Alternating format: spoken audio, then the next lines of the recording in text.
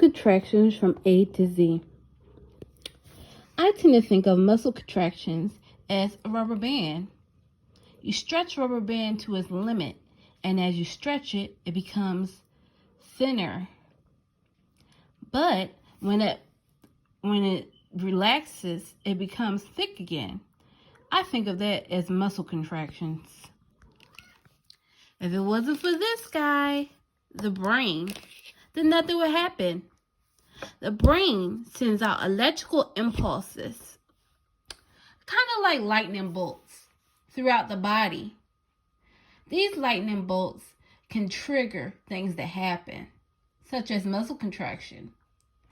Once these lightning bolts are sent to the nerve fibers and the muscle fibers, then it's like a jump start on a car battery. It jolts the muscle fibers into working. The brain is just more than soft mass. It's more than just a soft mass. It's created of supportive and nerve endings. These nerves are connected to the spinal cord. Some are connected directly to the eyes, the ears, and other parts of the head. Some nerves connect to the brain with parts of the body through the spinal cord. The spinal cord controls personality, senses, and body functions, such as walking, talking, and muscle contractions.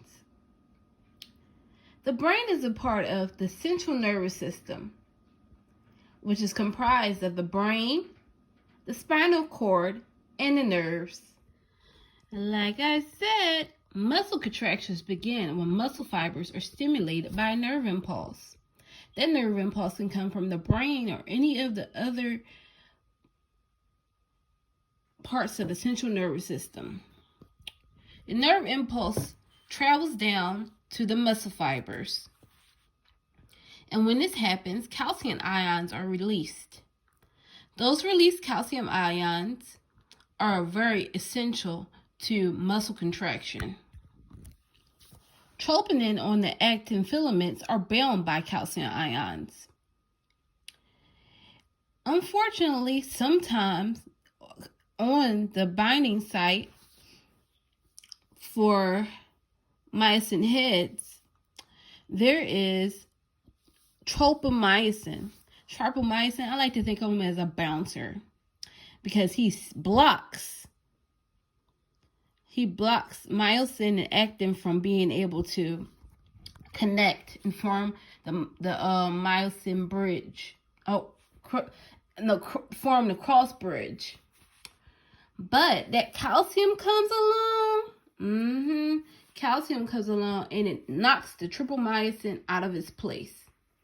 This makes the binding site free, so the way cross bridge can create.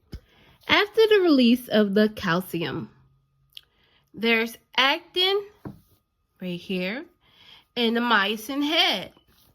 There's a release of ATP, which is also known as energy. Actin is the thin guy, and myosin is the thick guy. I like to think of it as detachment. Actin binds to myosin head, and myosin detaches from actin, resulting in a resting state. The next step is hydrolysis. That's when ATP,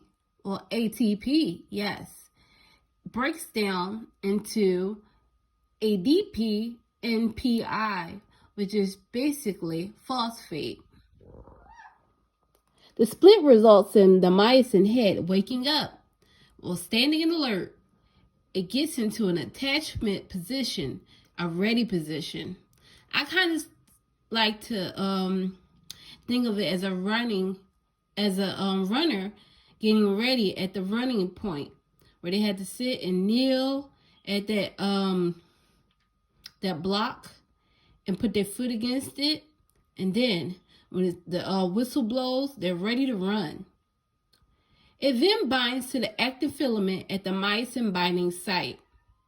This is only allowed if that tryptomyosin has been kicked off that site by the calcium ions. After that, the cross bridge is created.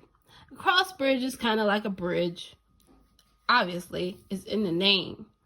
A cross bridge is where the myosin head attaches to the actin. And this happens at a specific site. And it happens and multiple cross bridges are created at one time, not just one cross bridge. After this happens, the ADP and the phosphate attached to the myosin head become detached.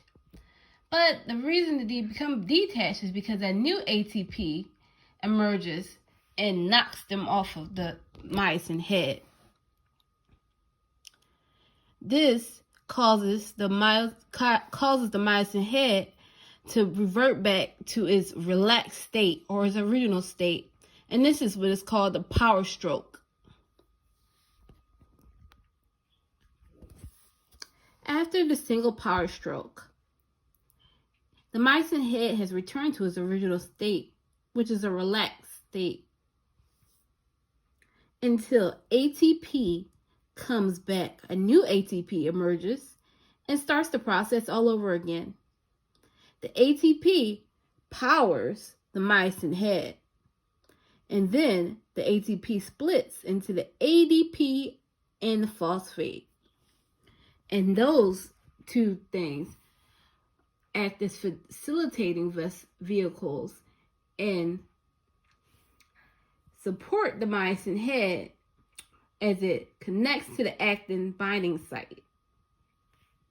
And the process begins anew.